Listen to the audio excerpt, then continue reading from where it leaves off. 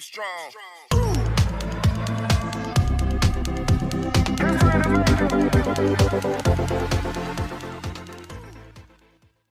Oke, ketemu lagi bersama saya Kang Kumis. Kali ini Kang Kumis kembali bersama Anda, tentunya ingin kembali menjumpai Anda dengan topik yang baru dan menarik. Nah, silahkan Anda subscribe terlebih dahulu agar Anda tetap bisa mengikuti perkembangan terbaru di channel Kang Kumis. Pada kesempatan kali ini Kang Kumis masih akan tetap membahas seputar perselingkuhan atau permasalahan yang timbul dalam keluarga. Nah, kini Kang Kumis akan membahas seputar permasalahan selingkuh dan dampak secara kesehatan atau dampak terhadap dirinya secara medis. Nah, ini tentunya banyak dialami oleh orang-orang atau seseorang yang terus-menerus melakukan perselingkuhan. Nah, lalu apa saja dampak yang bisa saja timbul kepada para pelakunya, kepada masing-masing orang yang terus-menerus melakukan perselingkuhan? Ini terjadi sekitar 15% pada wanita dan 25% pada pria.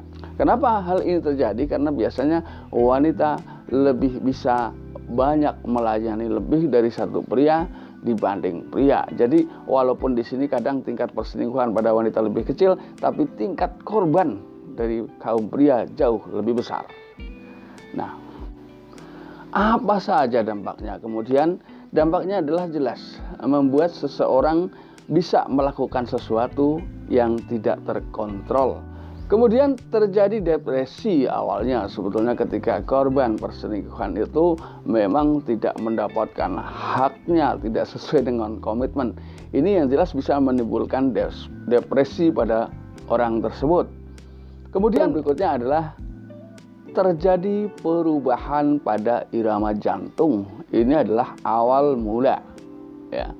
Orang bisa juga terkena penyakit jantung yang diakibatkan oleh seseorang yang terus-menerus melakukan perselingkuhan.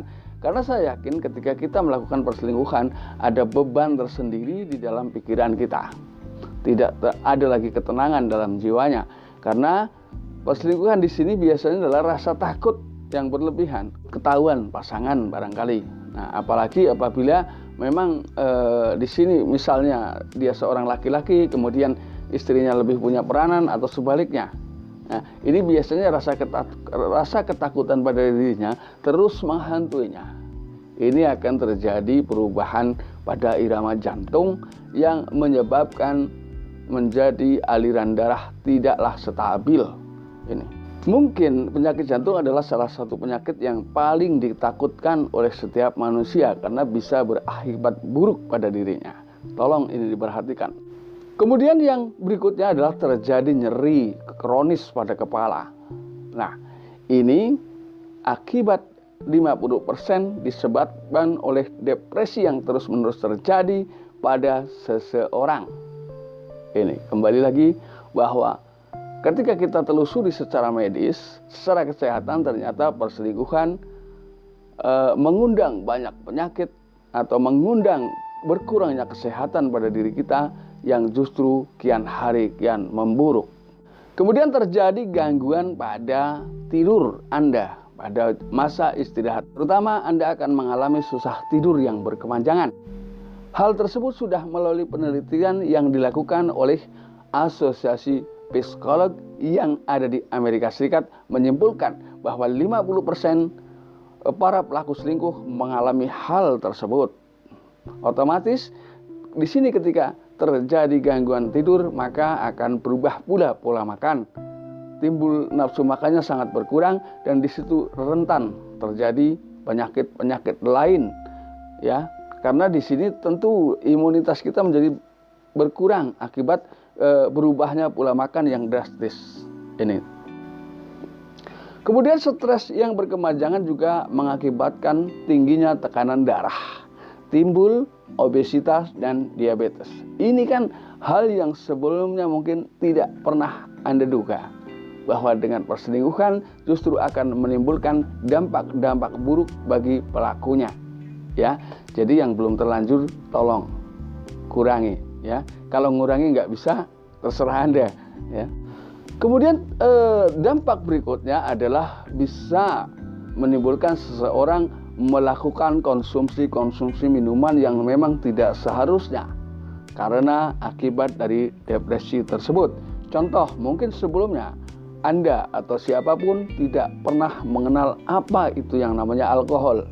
Tapi karena depresi, biasanya hal itu terjadi tanpa disadari atau mengalir begitu saja saat Anda melakukan hal tersebut. Ini mohon disadari, ya. Karena justru ini biasanya adalah terjadi di kalangan-kalangan yang memang memiliki finansial kuat atau ekonomi kuat. Nah, ini biasanya ketika melakukan perselingkuhan, seiring dengan hal tersebut banyak, ya, hal-hal yang dilakukan di luar itu yang justru mengakibatkan kesehatan Anda menjadi menurun, bahkan timbul penyakit-penyakit yang sebelumnya tidak Anda derita. Kemudian bisa juga timbul infeksi penularan penyakit. Infeksi penularan penyakit di sini lebih dikenal dengan IMS, yaitu infeksi menular seksual. Ini. Jadi akan terjadi imbas yang berkelanjutan ketika Anda terus melakukan perselingkuhan tidak lagi Anda kontrol. Sadari bahwa siapapun Anda, biasanya perselingkuhan dilakukan memang persentase terbesar itu adalah pada orang-orang yang sudah memiliki pasangan, entah itu wanita, entah itu pria. Jadi intinya perselingkuhan tentunya masih karena adanya rasa sayang terhadap pasangan, maka Anda rela berselingkuh demi keutuhan rumah tangga. Tapi di sisi lain, ketika kita bicara infeksi penularan penyakit, ya, infeksi menular pada seksual, ini tentunya adalah Anda harus kasihan dengan pasangan Anda karena dia tidak tahu apa yang Anda perbuat di luar sana. Namun orang yang betul-betul mencintai Anda di rumah menjadi tertular. Ini sangat mengerikan, kawan-kawan. Jadi tolong hindari, kurangi, atau bahkan hindari perbuatan-perbuatan seperti itu, ya. Karena bagaimanapun tidak ada dampak baik sedikit pun dari permasalahan ini. Kita mau dilihat dari sisi mana juga, sebetulnya tingkat kebaikan itu kalau toh ada mungkin itu sangat kecil. Tapi ini lebih mengarah kepada hal-hal yang bersifat merugikan diri sendiri. Jadi hal ini ketika sudah terjadi, siapa yang mau disalahkan? Salah Anda atau salah pasangan Anda? Yuk kita introspeksi sebelum terlanjur. Karena saya yakin Anda adalah penyayang keluarga.